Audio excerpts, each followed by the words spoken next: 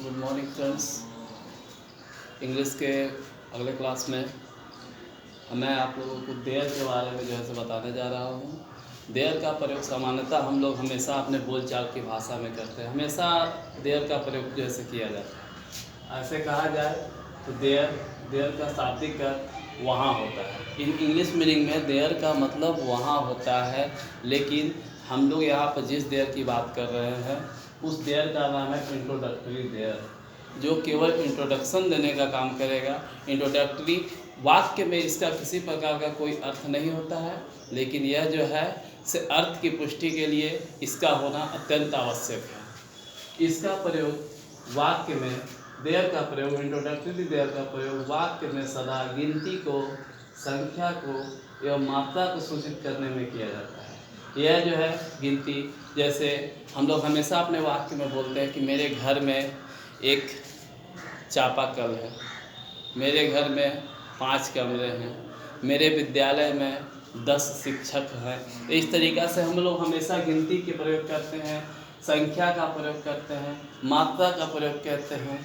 इस डिब्बे में कुछ चीनी है, इस डिब्बे में कुछ नमक है, पेड़ पर कुछ बंदर है। तो इस तरीक़ा से गिनती, संख्या, मात्रा को सूचित करने के लिए इंट्रोडक्टरी देयर का प्रयोग किया जाता है। देयर का प्रयोग हम लोग प्रेजेंट टेंस, पास्ट टेंस और फ्यूचर टेंस तीनों को इंडिकेट करने के लिए करेंगे।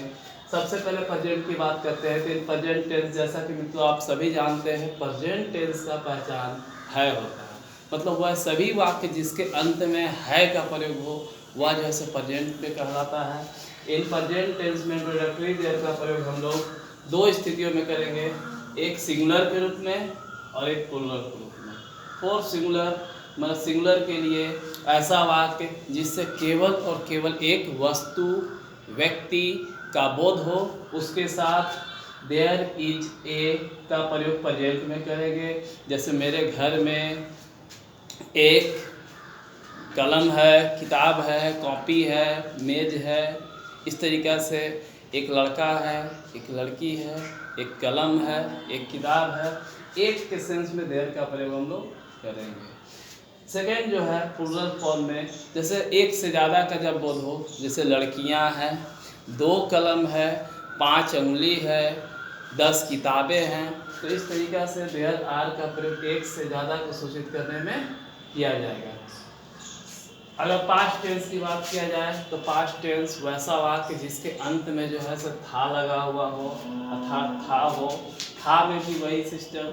अगर सिंगुलर का बोध होता हो, उससे एक व्यक्ति या वस्तु का बोध होता हो, तो देयर वाज ए का प्रयोग करेंगे। जैसे एक किताब था, एक कलम था, एक घड़ी था, एक कुत्ता था, गाय था, बंदर, इस तरीक़े से। तो फॉर प्लूरल टेंस एक से ज़्यादा का प्रयोग जब हो तो देयर वर का प्रयोग करेंगे, एक से ज़्यादा के प्रयोग में। इन फ्यूचर टेंस जब वाक्य फ्यूचर में हो, अर्थात वाक्य के अंत में गा गे गी हो, तो both singular and plural, singular के लिए भी और प्लूरल के लिए भी देयर विल बी का प्रयोग किया जाता है। अब हम लोग कुछ एग्जाम्पल के माध्यम से इसको समझने की कोशिश करेंगे। एक लड़का है, जैसा कि आप देख रहे हैं इस वाक्य के अंत में है लगा हुआ है। है लगा हुआ होने की वजह से यह वाक्य जो है तो सिंगुलर को सूचित करता है, अर्थात इससे एक व्यक्ति का बोध हो रहा है। इसके लिए हम लोग जो है तो सिंगुलर पे प्रेजेंट का रूल का प्रयोग करेंगे। एक के लिए देयर इज ए, तो देयर इज ए बॉय। इसी तरीक़ा से अगर एक लड़का था तो एक लड़का था के लिए देयर वाज ए, एक के लिए प्रयोग करेंगे देयर वाज ए बॉय, एक लड़का था।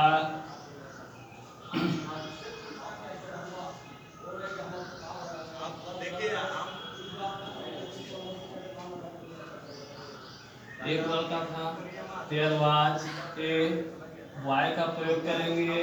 और यदि एक लड़का होगा तो देयर विल बी का प्रयोग जो है सिंगुलर और प्लूरल दोनों के अर्थ में होगा। There will be a boy. इस तरह से हम लोग देयर का सेंटेंस का फॉर्मेशन करेंगे। एक लड़का है, इसी तरीक़ा से और भी वाक्यों को चुन करके, एक कलम है,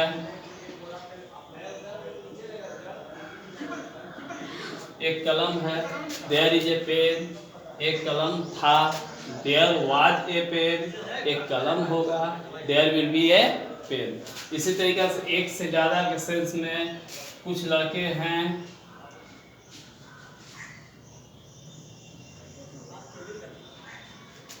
देयर आर सम बॉयज का प्रयोग करेंगे। तो इस तरीक़ा से कुछ लड़के थे, देयर वर सम बॉयज का प्रयोग करेंगे। तो ये वाक्य को हम लोग सिंपल फॉर्म में भी बना लिए हैं। अब इस वाक्य को हम थोड़ा अलग फॉर्म में बनाने की कोशिश करते हैं।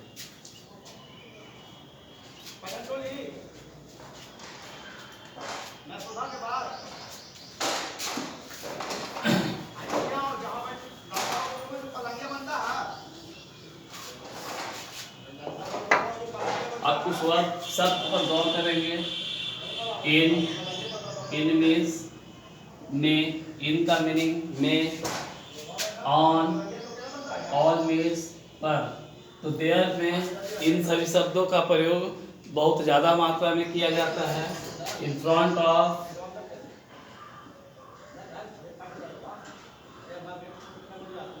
के सामने,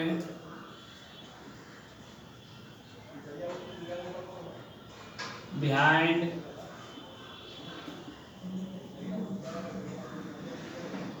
के पीछे। तो इन शब्दों का प्रयोग देयर में सर्वदा हमेशा किया जाता है। इस प्रकार के शब्दों के प्रयोग से हम कुछ छोटे छोटे एस्से वगैरह जो है से हमेशा लिख सकते हैं। जैसे स्कूल वगैरह पर एस्से लिखना हो, होम पर फैमिली के बारे में एस्से लिखना हो तो हम लिख सकते हैं। सपोज मेरे विद्यालय में 10 कमरे हैं। सबसे पहले डियर स्टूडेंट्स ये देख लेना है कि यहाँ पर 10 कमरे जो संख्या को डिनोट्स कर रहा है। संख्या को डिनोट्स करने के कारण यह जो है सेंटेंस बिलोंग्स टू देयर है। तो सबसे पहले 10 कमरे हैं, इसका प्रयोग हम लोग देयर के द्वारा जो है बनाएंगे। ये सभी वर्ड्स में, पर, के सामने और के पीछे, इसको छोड़ करके पहले जो है संख्या सूचक शब्दों का अनुवाद देयर के द्वारा कर देंगे। चूंकि है ये प्रेजेंट से बिलोंग है, लेकिन 10 कमरे है, प्लूरल को डिनोट्स कर रहा है, इसलिए देयर आर 10। चूंकि ये नाउन प्लूरल फॉर्म में है, इसलिए रूम्स का प्रयोग करेंगे। There are 10 rooms. इसके बाद मे के पहले जो मैंने छोड़ दिया था उसको मे का अंग्रेजी इन, मेरे विद्यालय में, माई स्कूल। अगर यह पास्ट से बिलोंग रहता, मेरे विद्यालय में 10 कमरे थे, है ना, तो 10 कमरे थे, 10 एक से ज़्यादा प्लूरल के सेंस में देयर वर का प्रयोग करते। There were 10 rooms in my school. मेरे विद्यालय में 10 कमरा होगा। There will be 10 rooms in my school. तो इस तरह से हम लोग प्रयोग कर सकते हैं। पेड़ के पीछे गाय है। तो जैसा कि वाक्य से प्रतीत हो रहा है, वाक्य में जैसे संख्या सूचक प्रयोग नहीं है, लेकिन गाय जो है यहाँ सिंगुलर नाउन को इंडिकेट कर रहा है। सिंगुलर नाउन को इंडिकेट करने के कारण इसका जो है से हम लोग सिंगुलर में अनुवाद करेंगे। देयर, सबसे पहले के पीछे के पहले छोड़ देंगे। There is a cow. एक चीज याद रखिएगा, वाक्य में कभी भी संख्या सूचक प्रयोग ना हो, लेकिन नाउन सिंगुलर हो तो आर्टिकल का प्रयोग वहाँ पर अवश्य करेंगे। तो देयर इज ए काउ, पेड़ के पीछे, के पीछे का बिहाइंड होता है, बिहाइंड इसके पीछे है, पेड़ के पीछे द ट्री। तो इस तरीक़ा से हम लोग इसके प्रयोग द्वारा असंख्य वाक्यों का अनुवाद कर सकते हैं और साथ ही साथ जो है से वाक्य में प्रयोग करके अपने स्पीकिंग लैंग्वेज को सुधार सकते हैं। यह एक बिल्कुल ही सरल भाषा में समझाया गया है, इसको आप प्रयास करेंगे। सबसे पहले देयर इज ए का प्रयोग करके हम लोग कुछ वाक्यों का अनुवाद करेंगे। जैसे एक कलम है, एक राजा है, एक रानी है, एक किताब है। उसके बाद प्लूरल का प्रयोग, दो कलम है, दो किताब है, दो घड़ियाँ हैं, दो घोड़े हैं, दो कुत्ते हैं। इस तरीक़े से था पर प्रयोग करते हुए इसके बाद जब ये पूरी तरह से हम लोग कंप्लीट कर लेंगे तो इन मेरे घर में, अपने घर में बैठे हुए हैं तो आप अपने घर में, अपने कमरे में चारों तरफ देखिए कि कौन कौन सी चीज़ें हैं, उसको प्रतिदिन बोलने का अभ्यास कीजिए। जैसे मेरे घर में 4 कमरे हैं, मेरे कमरे में 2 खिड़कियां हैं, मेरे कमरे में एक पंखा है। तो there is a fan in my house, there is a window in my room, there are 4 rooms in my house, there is a hand pump in my house. इस तरीक़ा से हम लोग लगातार इसको बोलने के प्रयास करेंगे जिससे कि हमारी अंग्रेजी में शुद्धता आएगी। धन्यवाद।